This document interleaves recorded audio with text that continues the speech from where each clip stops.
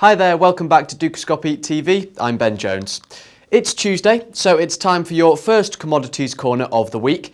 And joining me on the line is Jens Pedersen from Dansk Bank to discuss further how geopolitical tensions in Ukraine are affecting the commodities market. So Jens, yesterday we saw further sanctions being placed on some of Putin's inner circle, showing that thus far there doesn't seem to be any de-escalation of the tension in Ukraine, despite an agreement being signed in Geneva. How has the energy sector been affected recently? Well, I think the crisis in Ukraine continues to be a worry in the energy market.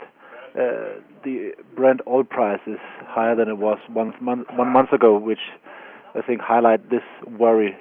That said, I think the overall reaction in the energy market on the escalation of this crisis has been relatively modest, at least if we compare with how the reaction has been in the past to geopolitical worries in the Middle East.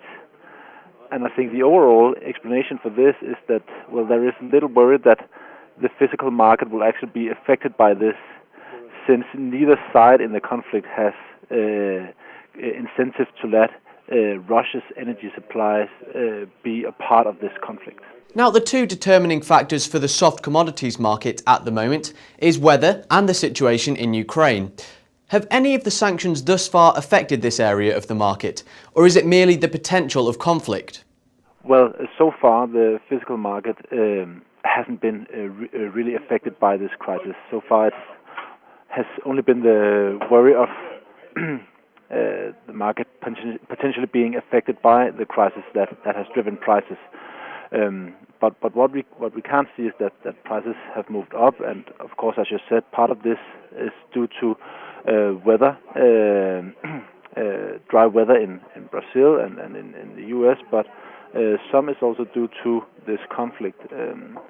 However, I think one important point here is that the market may have found some comfort in the fact that the annexation of Crimea, where it's important to note that large wheat production takes place, hasn't had any impact on the physical market. And since the conflict now has moved to the eastern part of Ukraine, where there is very little grain production, again, I think the view in the market is that there is little worry that the physical market will actually be affected by the crisis, and hence the worry in itself will keep prices up, but I don't think we should worry too much that the market will actually be affected by the crisis.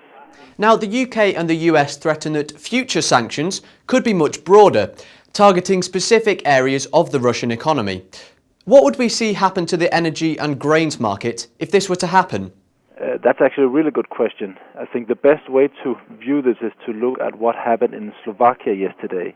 Here the government signed an agreement with Ukraine that would allow a reversal of some of the natural gas flowing from Ukraine and into Slovakia. And I think what this shows is that there are forces in Europe right now working on altering the energy landscape in order to diversify away from Russian oil and natural gas.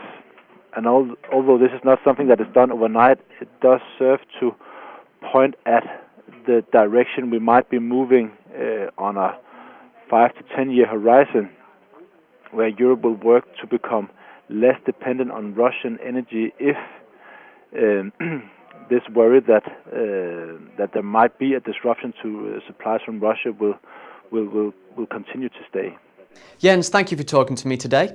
That's all from me, but there's plenty more coming up for you throughout the week, so make sure you stay tuned. Goodbye.